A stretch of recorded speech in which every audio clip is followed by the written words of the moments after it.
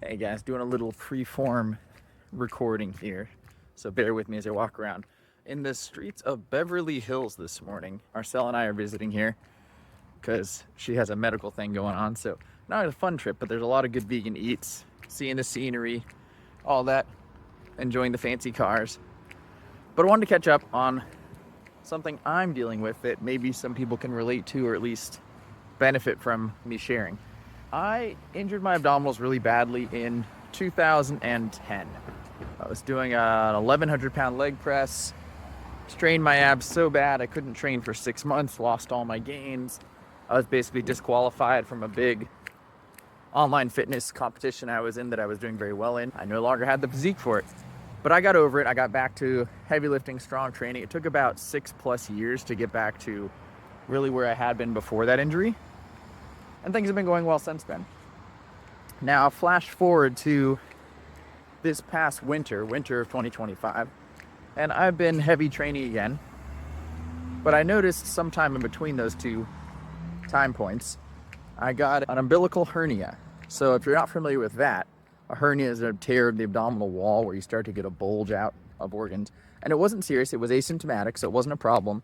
I just noticed there was like a little bubble just above my belly button. And so, got to heavy training this summer, gained some muscle, gained a bunch of strength. It was very fun. I posted some videos.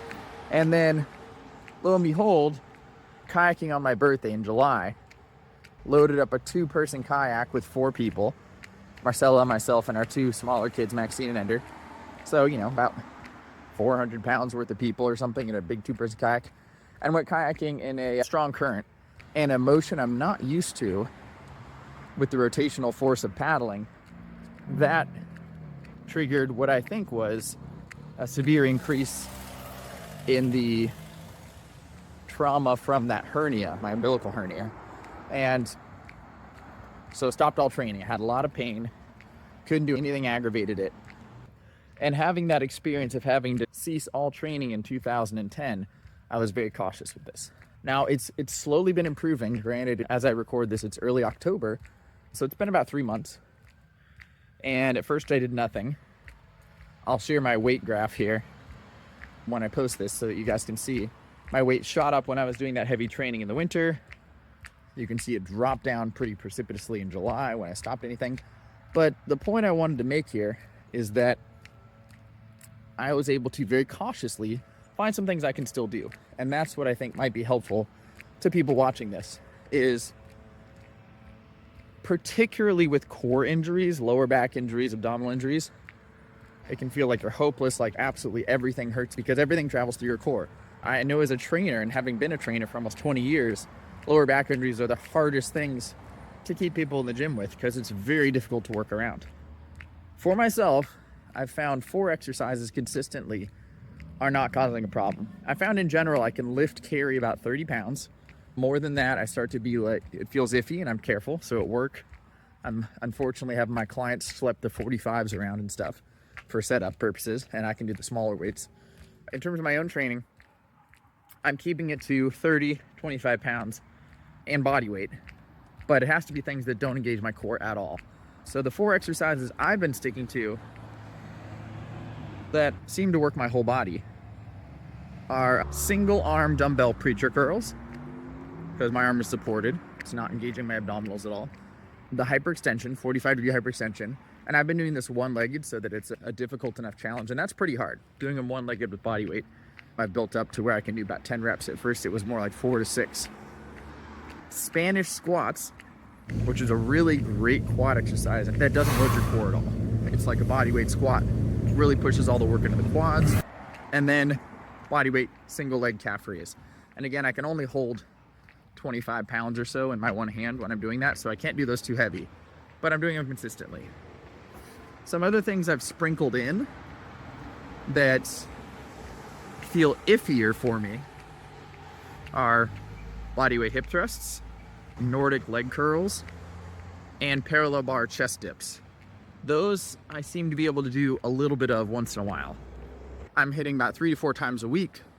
I seem to be able to do almost as much as I want, although I have to be careful.